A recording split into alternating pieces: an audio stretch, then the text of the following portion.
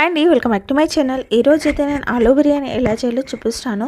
First అయితే మనం కుక్కర్లో ఆయిల్ వేసేసి హోల్ గరం మసాలా, పచ్చిమిర్చి, ఇంకా ఆనియన్, 3 ఆలు అయితే వేసాను. ఇవన్నీ మంచి ఫ్రై అయ్యాక మనమైతే కరివేపాకు అయితే వేసుకోవాలి. ఆ తర్వాత అయితే బిర్యానీ ఆకు, అల్లం వెల్లుల్లి పేస్ట్ ఇవన్నీ వేసి మంచి ఫ్రై చేసుకోవాలి. ఆ తర్వాత అయితే ఒక 3 టొమాటోస్ అయితే మనం వేసేసుకొని అవి బాగా మగ్గాక మనమైతే సాల్ట్, ఇంకా red chilli powder, garam masala, ధనియా పౌడర్, కొద్దిగా పసుపు ఇవన్నీ వేసేసి మంచి ఫ్రై అయితే చేసుకోవాలి. ఈ ఫ్రై అయ్యాక మనమైతే ఒక కప్పు పెరుగు అయితే వేసుకోవాలి.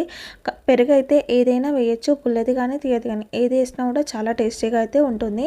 ఆ తర్వాత అయితే మనం కొత్తిమీర కూడా వేసేసుకొని కొద్దిగా ఫ్రై అయ్యాక మనమైతే తగినంత వాటర్ అయితే వేసుకోవాలి. 1:2 వాటర్ అయితే వేసుకోండి. వాటర్ మంచిగా మసలాక నానబెట్టుకున్న రైస్ అయితే వేసేసి మంచిగా మిక్స్ చేసేసి ఒక 3 విజిల్స్ వచ్చే వరకు అయితే మూత పెట్టుకోండి. అంతే అండి, బిర్యానీ అయితే రెడీ అయినట్టే. నార్మల్ బిర్యానీ కన్నా చాలా టేస్టీగా ఉంటుంది. తప్పకుండా ట్రై చేయండి.